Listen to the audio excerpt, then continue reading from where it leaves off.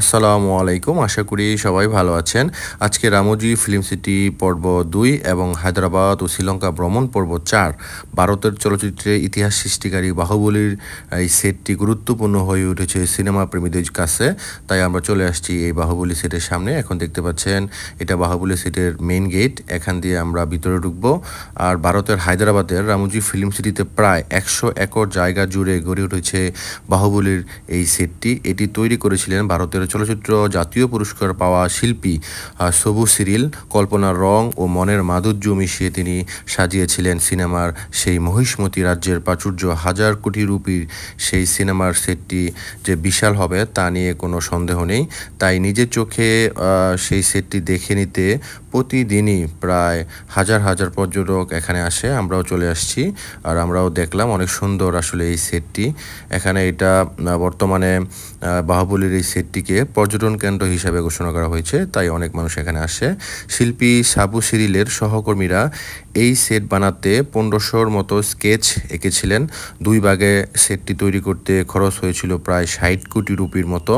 আসলে অনেক এক্সপেন্সিভ ছিল।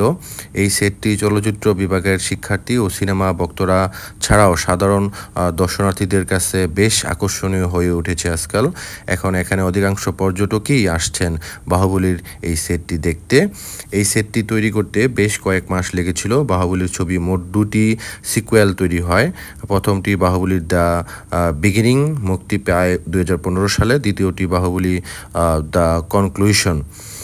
এই ছবিতে প্রভাস এবং রানা জাগ্গুপাটির অভিনয় যেমন দর্শকদের মুগ্ধ করেছে, তেমনই মুগ্ধতা এনে দিয়েছেন অনুষ্কা শেঠি, তামান্না ভাটিয়া সহ আরও অনেকের অভিনয়। আপনারা যদি কখনো হায়দ্রাবাদ আসেন অবশ্যই এখানে আসবেন। আমরা এখন চলে আসছি দাদা jeans live show and lights camera action এর গেটে।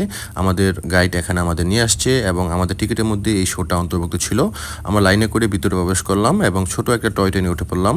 এই টয় ট্রেনে করে আমাদের মোটামুটি 5 থেকে 7 মিনিটের মধ্যেই এই পুরোটা জোন ঘোরানো হবে।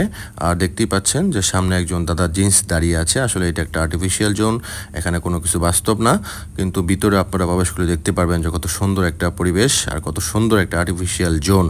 কারণ এখানে আপনারা দিন দিন কীভাবে ফিল্ম ইন্ডাস্ট্রি ডেভেলপ হচ্ছে, কীভাবে শুটিং হয়, কোন কোন অঞ্চলে মানে ভিন্ন ভিন্ন অঞ্চলে যে শুটিং হয়, যেমন পাহাড় বরফে জঙ্গলে কীভাবে শুটিং করা হয়, মানে একটা ছবির পুরাপুরি একটা কাহিনী এটার ভিতরে আছে। আপনারা ভিতরে ঢুকলে অবশ্যই বুঝতে পারবেন। আর যদি কখনো আপনারা হায়দ্রাবাদ রামোজি ফিল্ম সিটিতে আসেন অবশ্যই এই দাদা জিন্স লাইভ শো এবং লাইটস ক্যামেরা অকশনটা অবশ্যই আপনারা উপভোগ করবেন। কারণ হচ্ছে এর ভিতরে প্রবেশ করলে আপনারা মোটামুটি একটা মুভি জগতের একটা আইডিয়া হয়ে যাবে কীভাবে শুটিং হচ্ছে, মানে একটা আর্টিফিশিয়াল একটা অভিজ্ঞতা হয়ে যাবে আপনাদের। আর দেখতে পাচ্ছেন কত সুন্দর একটা আর্টিফিশিয়াল জোন, আপনার সামনে দেখতে থাকেন। সবাইকে ধন্যবাদ।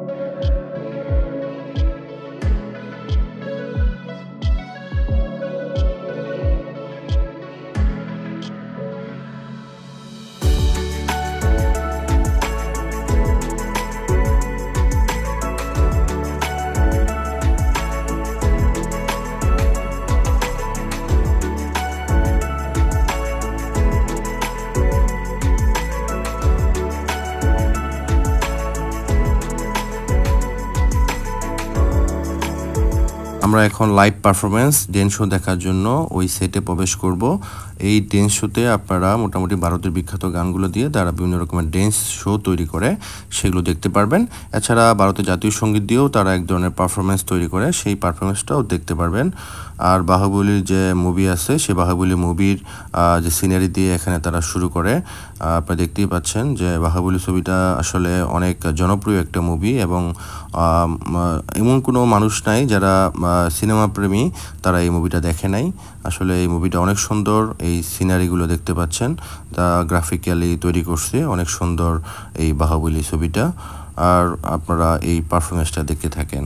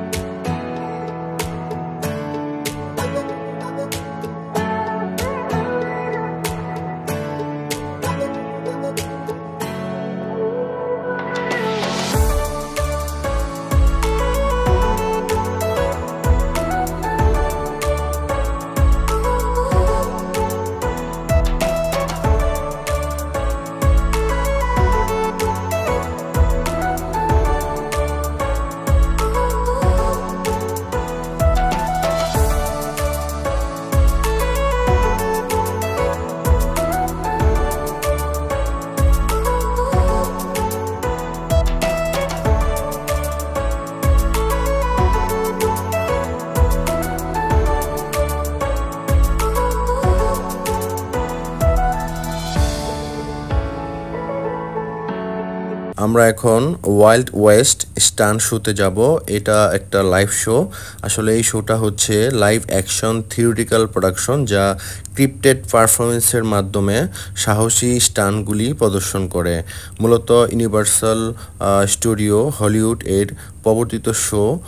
এটি 1980 সালে আত্মপ্রকাশ করেছিল। রামোজি ফিল্ম সিটিতে এই ওয়াইল্ড ওয়েস্ট স্টান্ট শোটা সবসময় হয়।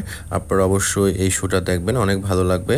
আসলে এটা একটা ছোটোখাটো শর্ট ফিল্মের মতো, কারণ এখানে দুজন হিরো থাকবে, একজন হিরোইন থাকবে, আর এখানে একটা মাফিয়া চক্র থাকবে যাদের হাত থেকে হিরোইনকে রক্ষা করার জন্য দুজন হিরোই এখানে তারা এক ধরনের অ্যাকশন করে, যে অ্যাকশনের মাধ্যমে তারা এই মাফিয়া চক্র থেকে এই হিরোইনকে রক্ষা করে।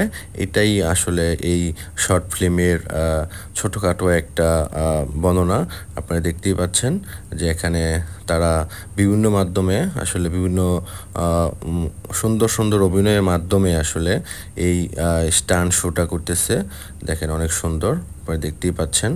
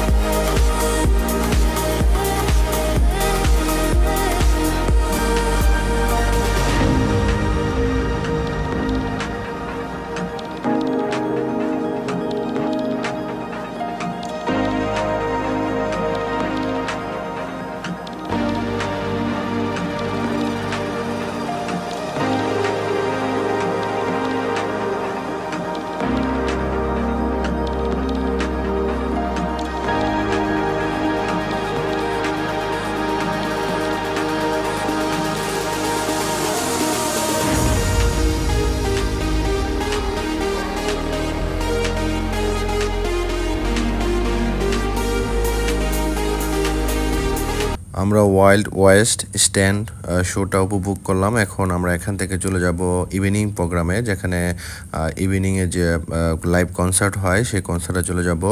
আমরা কিছুক্ষণের মধ্যেই সেখানে পৌঁছে যাব।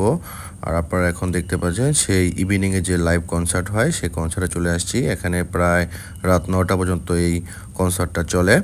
বিভিন্ন জনপ্রিয় গান দিয়ে তারা ড্যান্স শো করে। আর আপনারা এখন দেখতে পাচ্ছেন আশেপাশে অনেক মানুষ। আসলে এই রামোজি ফিল্ম সিটিতে অনেক মানুষ আসে, কারণ এই ফিল্ম সিটিটা অনেক বড় এবং অনেক সুন্দর। আসলে চারিদিকে আপনারা যদি দেখেন কত সুন্দর আলোকের ঝলকানি আর কি, যেটাকে বলে।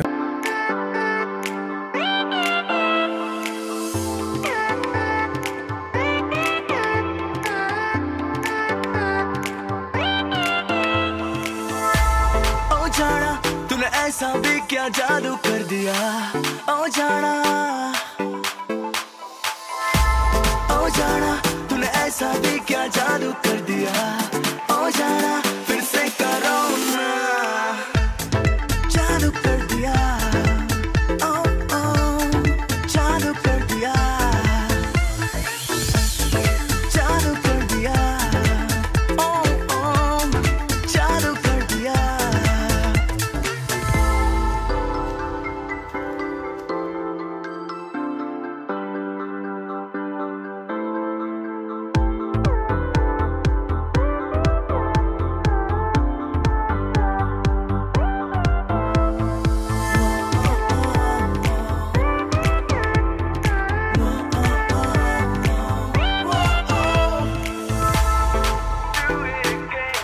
এখন বাজে প্রায় রাত 9টা। আমরা রামোজি ফিল্ম সিটি ঘুরলাম, অনেক ভালো লাগলো। আপনারা যদি কখনো এই হায়দ্রাবাদের দিকে আসেন, অবশ্যই রামোজি ফিল্ম সিটি ঘুরে যাবেন। আপনাদের সারাদিন অনেক ভালো লাগবে আর অনেক কিছু উপভোগ করতে পারবেন। আর এখন আমরা এখান থেকে আমাদের বাসের দিকে যাচ্ছি। বাসে করে ইনশাল্লাহ 1 থেকে 2 ঘন্টার মধ্যে আমরা আমাদের হোটেলে পৌঁছে যাব। আর পরবর্তী ব্লগে আপনারা জানতে পারবেন কীভাবে আমরা হায়দ্রাবাদ থেকে শ্রীলঙ্কা গেলাম। আর পরবর্তী ব্লগ দেখার জন্য সবাইকে আমন্ত্রণ জানিয়ে আজকের পর্ব এখানেই শেষ করছি। সবাই ভালো থাকেন। আসসালামু আলাইকুম।